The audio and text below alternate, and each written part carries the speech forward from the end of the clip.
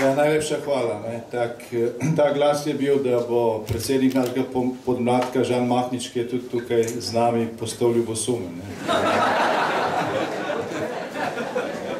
Res, seniorke in seniori, ste udarna moč Slovenske demokratske stranke. Hvala vam za to. Hvala tudi za današnjo udeležbo. Vedno je lepo tukaj, kadar se zberemo. In ko nas gospod Belna in domači odbor tukaj v Šentilju pogosti.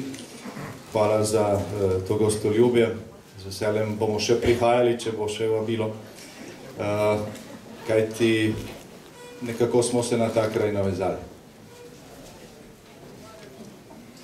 To je predvsem naše družabno srečanje. Jaz ga moral žal prej zapustiti, ker imam ob enih še eno obveznost. Ne mogu biti do konca z vami, se za to opravičujem.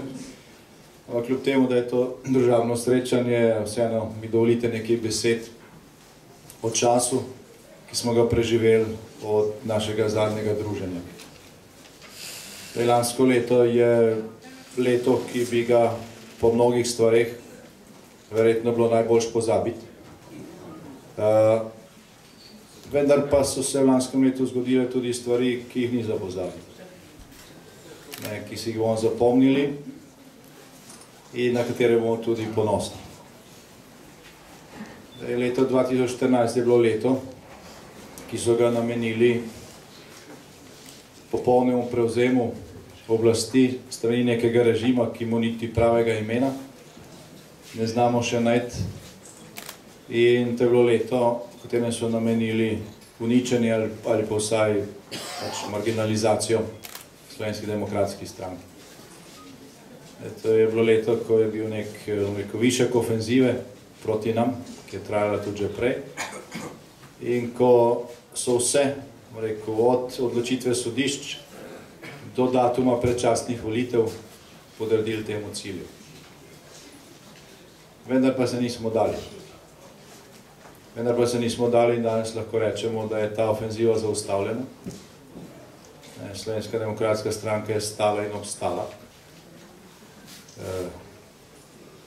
Smo tukaj, najmočnejši po tej preizkušnji, pripravljeni na to, da zdaj, ko smo obstali, tudi napredujemo.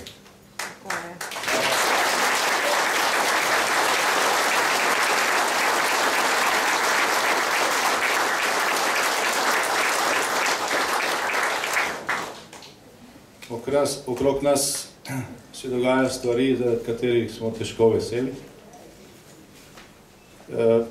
So tu nekateri znaki, ki potrjujejo, da so bili ukrepi, ki smo jih sprejemali v zelo težkih časih, v časih, ko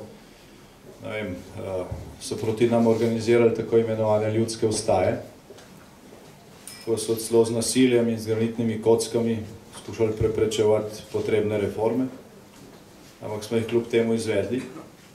Ti ukrepi danes dajo rezultate. Včeraj je bil objavljen podatek, kako je bila gospodarska rast v zadnjem tromesečju skoraj 3-odstotna. In te rasti brez ukrepov, ki smo jih sprejeli leta 2012, nikoli ne bi bilo. Vse vlade, ki so bile potem, oziroma tista, ki je bila v predlanskem letu in tak je zdaj, pravzaprav zato niso naredila nič. Vse se zdaj trkajo po prsih. Kljub temu, da smo lahko veseli te rasti, teh pogankov, je treba vseeno vedeti, da 3-odstotna gospodarska rast, to je v denarju slaba milijarda evrov. Toliko pa damo na leto samo za odplačilo obresti. Za 30 milijard kreditov, ki smo si jih v glavnem nabrali v zadnjih 7 letih. Slovenija je iz druge najmanj zadolžene članice Evropske unije leta 2008, ob koncu našega prvega mandata, danes postala visoko zadolžena država in to nas bo še nekaj časa vleklo dol. Tako da ti pozitivni kazalci, ki zdaj prihajajo, predvsem zaradi reform, ki so bile izvedene v težkih časih, mogoče se kdo spomni, kaj je o našem zakonu o uravnoteženju javnih financ, s katerim smo postrgali tam, ker je bilo treba in v bistvu zagotovili dovolj sredstev tudi v težkih časih za to, da so se pokojnine, nekateri nujni socialni transferi lahko brez zamud izplačevali, če tistega ne bi naredili, bi tudi na pokojnine čakali mesec ali več zamudo. Ampak takrat, ko smo to morali narediti, je sedanji finančni minister, gospod Mramor, to ostro napadel in kritiziral. Sedanji predsednik vlade se je celo pridružil stajnikom takrat, ko so protestirali po ljubljanskih trgih proti tem ukrepom. No, danes pa kaj? V časih, ki so manj težki, kot so bili takrat, se govori o tem, da bodo tisti ukrepi, ki so bili takrat sprejeti začasni, dokler ne bo gospodarska rast več kot 2,5%. Zdaj obljubljajo, da bodo ti ukrepi trajni. To bo pač njihov prispevek k tako imenovanim strukturnim reformom. Namesto, da bi se še naprej šlo po poti nujne racionalizacije v državni administraciji, namesto, da bi se pocenilo funkcioniranje države, ker so silne rezerve, namesto, da bi se resno spopadli z korupcijo pri javnih naročilih, kjer recimo samo pri nabavah medicinske opreme, zdravil in tako naprej na leto izpuhti kakšne pol milijarde. Namesto, da bi se dejansko tukaj iskalo rezerve, ki so, več kot rezerve, so prej za, rekel, povsem neupravičeno potrošen skupni denar, se bo enostavno neke ukrepe, ki so bili že sprejeti za težke čase, zdaj bo podaljšalo tudi vnaprej. To je popolnoma napačna pot. Popolnoma napačna pot. In če bo temu šlo tako naprej, naslednje leto gospodarska rast ne bo zadoščala niti za plačilo obresti. Kljub temu pa je ta podatek, da je zdaj zaradi vseh teh izvedenih ukrepov, pa seveda tudi zaradi ukrepov Evropske centralne banke, danes je denar v Evropi poceni. Zaradi teh ukrepov upajmo samo, da zaradi tega ne bo v prihodnjih letih pač nastala nova kriza. Pa zaradi dobrega funkcioniranja izvoznega dela slovenskega gospodarstva, ki pač v glavnem izvaža na trge Evropske unije, ki so po krizi okrevali. Zaradi vseh teh razlogov v tem trenutku Simo ni bojazni, da bi morali zmanjševati pokojnine ali da bi morali uvajati neke dodatne restrikcije in po našem mnenju niti ni razlogov za to, da bi nekatere omejitve, ki smo jih sprejemali ta 2012, ko je bilo stanje izjemno kritično, veljale tudi danes. Če bodo veljale, če bodo te omejitve veljale in so to poznalo tudi pri vaših pokojninah ali pa pri usklajevanju, to samo pomenilo, da se noče nadaljevati s strukturnimi reformami in da se pač jemlje tam, ker je najlažje. Ker je najlažje, seveda. Videli smo tudi, kako je vlada hitro popustila pri pogajanjih z nekaterimi deli javnega sektorja, ker so tudi zelo velike rezerve. Pa tudi zelo ogromne razlike. Za isto plačilo se v enih delih javnega sektorja dela nekaj ur na teden, v drugih pa 50 ali pa 60 ur. Pa isto plačilo, ne glede na to, da je mogoče v zdravstvu tudi večja odgovornost. Tukaj nič ne premakne, ker so ti lobiji pač tako močni in ker so v glavnem ti lobiji tudi volilna baza sedanjih vladnih stran. Kakorkoli, zaradi rezultatov teh ukrepov, za katere smo seveda plačali tudi težko politično ceno, tudi kot stranka, ker pač takšni ukrepi nikoli niso priljubljeni, ima danes Slovenija čas, da zajame sapo, da se resno skoncentrira na ključne stvari, ki jih je treba narediti za prihodnost. In kar se nas tiče, čeprav smo opozicija, ki se je lansko leto zelo skušalo, ne glede na to, da so zmagali na nelegitimnih volitvah, omejevati delo v državnem zboru, ampak tudi tiste bitke smo dobili. Skratka, ne glede na to, da smo opozicija tudi pri tej vladi, kakorkoli je nelegitimna, mi podpremo vsak dober ukrep, ki ga predlagajo. Žal tega lahko, to lahko preštejemo na pol prsta ene roke, kar je bilo doslej, pa je 1 leto mandata že skoraj za nami. Leta 2012 smo mi v enem letu sprejeli mogoče v enem mesecu, že tisti prvi mesec, več ukrepov, vključno s tem 100 milijardo, ki smo jo privarčevali z zakonom o uravnoteženju javnih financ. V enem mesecu več ukrepov, kot so zdaj sprejeli v pravzaprav celem mandatu. In se ta čas, ko ni tega pritiska, ko ni potrebno še dodatno z temi omejitvenimi ukrepi iskati sredstva na vseh koncih, ta čas se nekako tako ležerno porablja. Koalicija se prepira glede tega, ali se bo Telekom prodal, ali se ne bo prodal.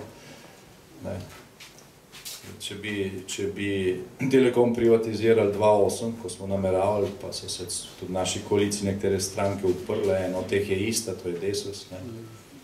Takrat bi za delnico dobili skoraj 500 evrov, zdaj pa je tam od 100 do 150 razmik.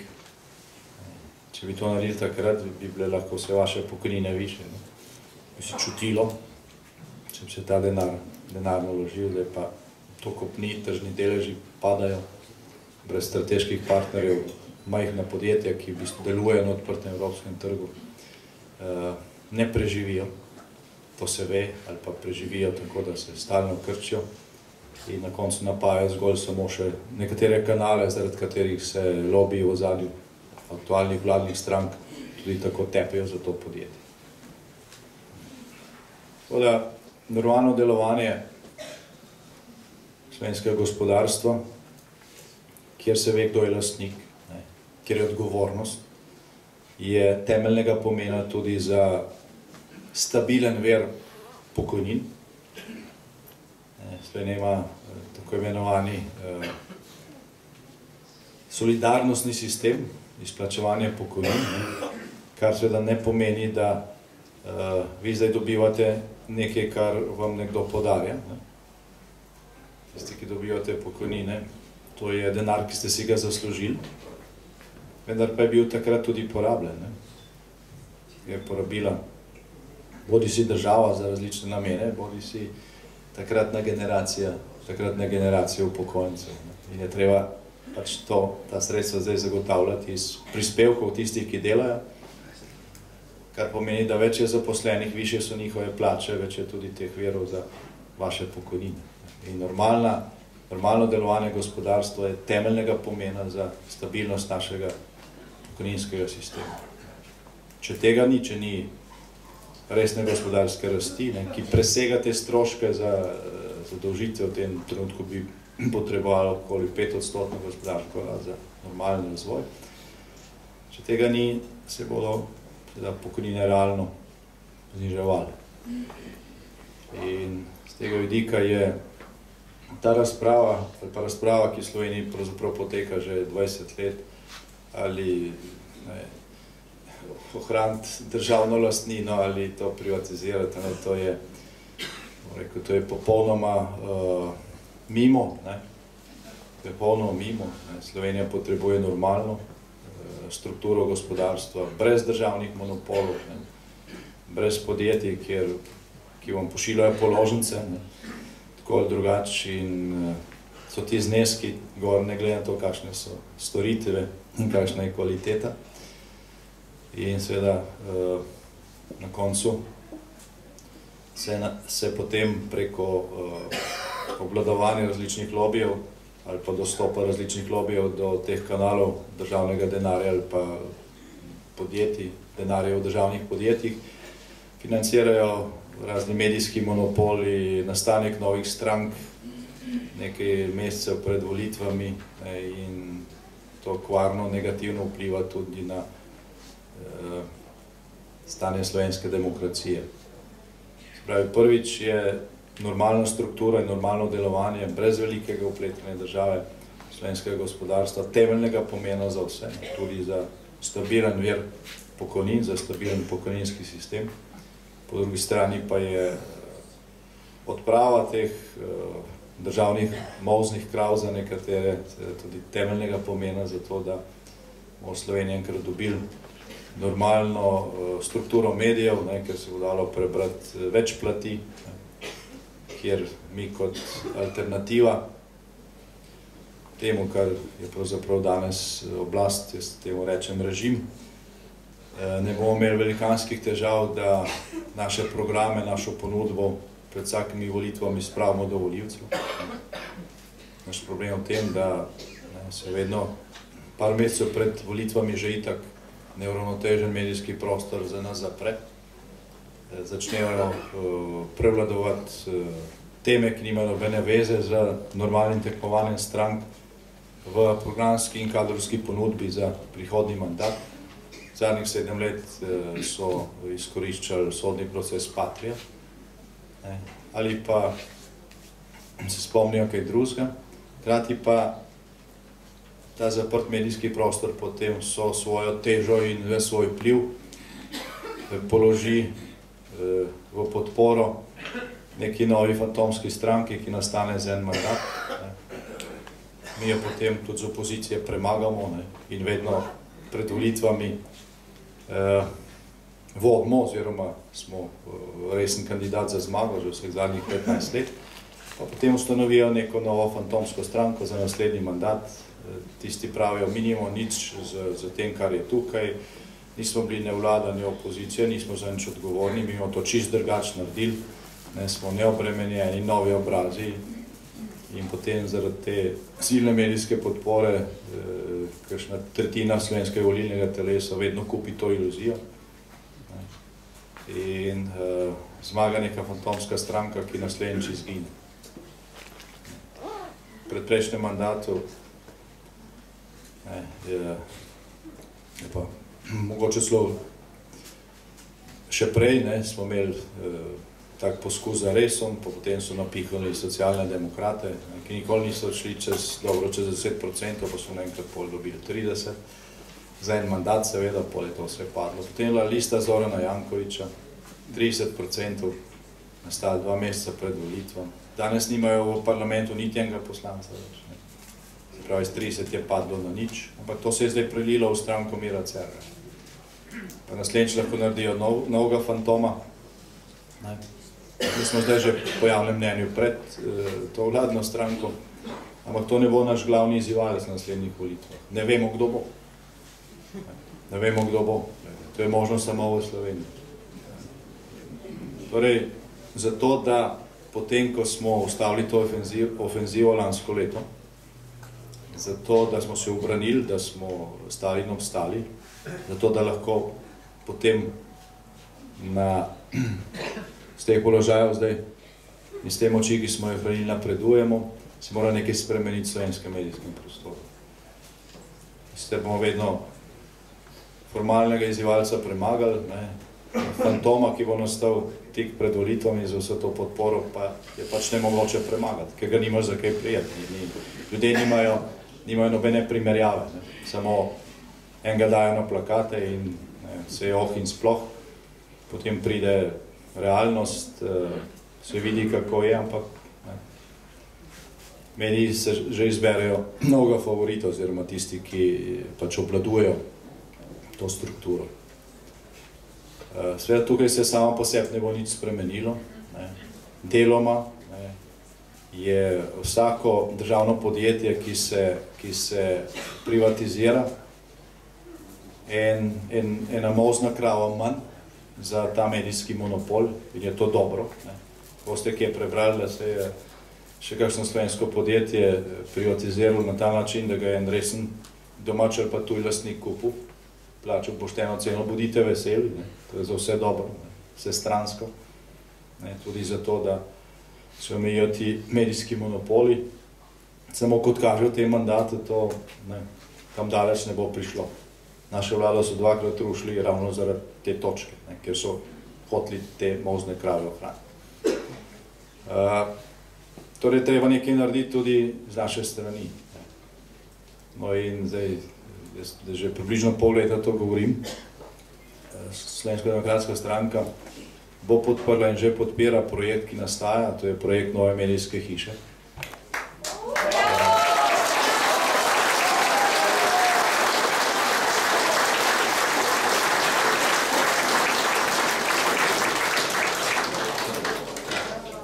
Nastaja delniška družba, ki bo formalni okvir te Nove medijske hiše. V njej bo novičarska televizija, ki bo take načrt in jaz verjamem, da bo šlo v tej smeri. Javnosti posredovala hitre in resnične novice, komentarje, predstavljala stvari, ki se bodo dogajale z vseh plati, omogočala, da pride do javnosti tudi glas tisti, ki zdaj ne more. Potem radijska postaja, katere cilj je, da zajame postopoma, pokrija celotno ozemlje Slovenije, in močan spletni portal. Močan spletni portal, ki bo seveda predvsem za mlajšo populacijo realni vir novic in dogajanj, tudi ostalih informacijskih potreb v realnem času. Od 1. septembra do 15. oktobra, mogoče nekoliko prej, nekoliko kasneje, ampak njihov terminski načrt je zdaj tak, bo ta medijska hiša zbirala sredstva za svoje delovanje, za 2 leti delovanja. Slovenski medijski trg je zaprt, oglaševalci so seveda glavno državno podjetje, to je vse pod kontrolo, ni možno na to računati, saj ne na začetku.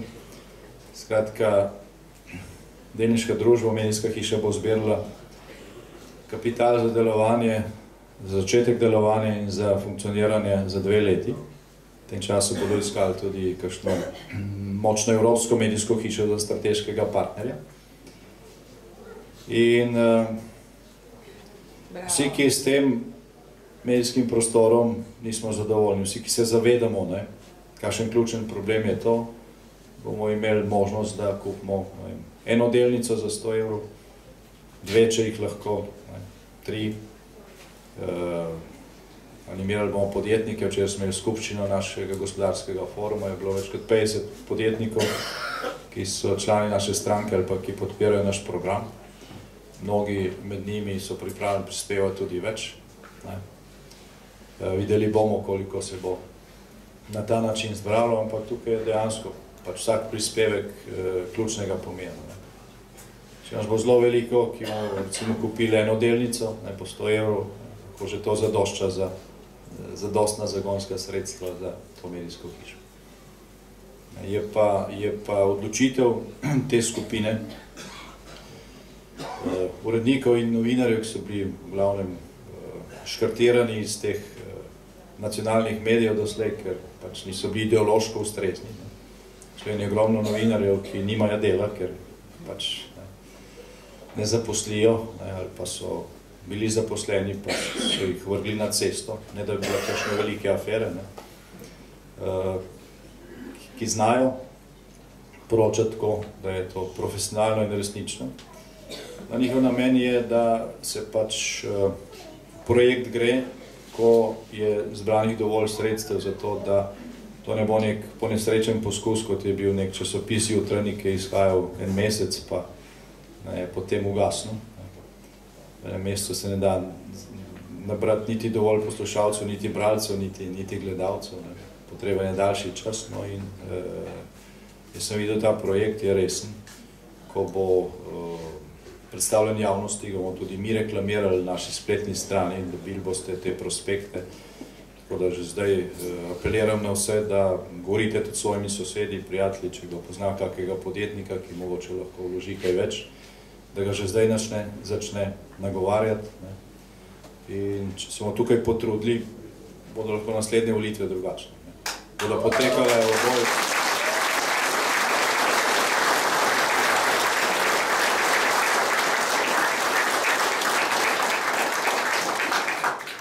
potekale v bolj enakopravnem ozračju in To je vse, kar Slovenska demokratska stranka potrebuje. Mi ne potrebujemo nobenih monopolov, nobenih prednosti, nobenih privilegijev, ne potrebujemo samo okolje, kjer lahko pošteno tekmujemo za našo programsko in kadrovsko ponudbo in svojimi izkušnjami. Če bi to okolje obstajalo doslej, mislim, da ne bilo volitev, na katerih ne bi zmagali, ne, pa bi vsaj zelo blizu temu, pravzaprav od samega začetka naprej, ne, sej ta medijski monopol ne dela problem, so nam pa meni, ne, če so tisti, ki ste že od začetka pri nas veste, kaj so delali, kaj so počeli z dr. Jožetom Pučnikom, ne, pa tudi s prvo Demosovo vlado, ne, tako naprej, ni bilo nobenih realnih razlogov, recimo, da bi ta slovenska pomlad, ne, ki je botrovala potem tudi zmagi Demosa, bila zaključena tako hitro, brez tega, da bi se tranzicija izpeljala. Ne. Ključni razlog za to je pač monopolni medijski prostor. Torej, Slovenska demokratska stranka se ne boji nobene poštene tekme. Ne. Pripravljeni smo na to, mi lahko jutri sestavimo vlado, ki ne samo, da bi bila boljša od te, ki jo imamo danes, ne, bila zagotovo najboljša, z največ izkušnjami, primerjavi s katerokoli slovensko vlado doslej. Imamo dobre povezave po Evropi in po svetu, vemo, kje so kakšne dobre rešitve, ki jih je možno povzemati. Slovenska demokratska stranka nima problem z ponudbo volivcem, ki v normalnih državah odloča o tem, kdo bo zmagal. Naš problem je okolje, ki preprečuje, da bi ta ponudba prišla do volivcev. Ne bo seveda vseh prepričala, ne, sem pa prepričan, da v primeru, če imeli tukaj enakopravne pogoje, relativna večina za Slovensko demokratsko stranko, edino stranko v Sloveniji pravzaprav, ki obstaja več kot eno leto in ima več kot 10% v državnem zboru, to ni bil noben problem. Zdaj je pred nami čas, ko ni nekih neposrednih bitk v smislu volilnih kampanj, kot so bile lani smo imeli 3 volitev, referendum. Vem, da ste se še posebej seniorke in seniori izjemno angažirali. Imeli smo proteste, sodelovanje z odborom 2014, proteste pred hišo sramote, pred Vrhovnim sodiščem. Vsi, ki ste sodelovali, ste zelo veliko naredili pri temu, da se je stvar začela obračati. Situacija je danes bistveno boljša, kot je bila pred enim letom, v smislu upanja, da bo tudi na tej najbolj zabetonirani točki monopolov pri pravosodju prišlo do sprememb. Ne da se več tako, kot se je dalo doslej, bo še nekaj časa trajalo, ampak glas razuma je tukaj dosegel prve zmage. Torej, hvala vsem za ta prispevek v lanskem letu, ki je bilo leto velikih izzivov, pa seveda tudi kar se tiče tega, da smo stali in obstali, velike zmage za Slovensko demokratsko stranko, no, ampak zdaj so pred nami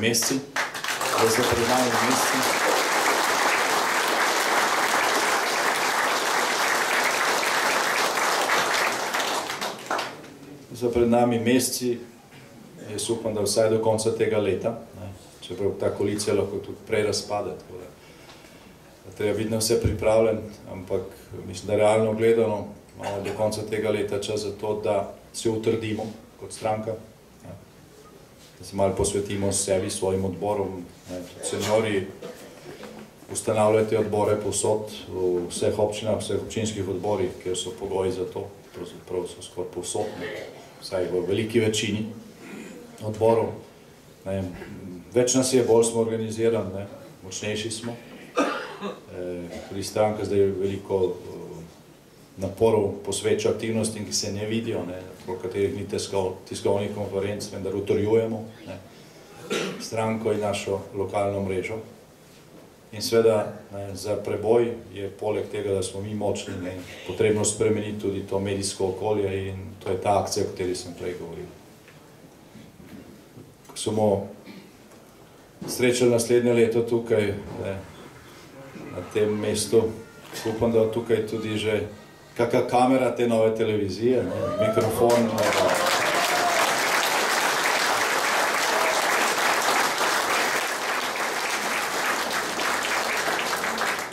mikrofon, kakšne nove radijske postaje in da vam zvečer na televiziji in na radiju ne bo treba zgolj poslušati pa gledati gospoda Štrukla in Karla Erjavca.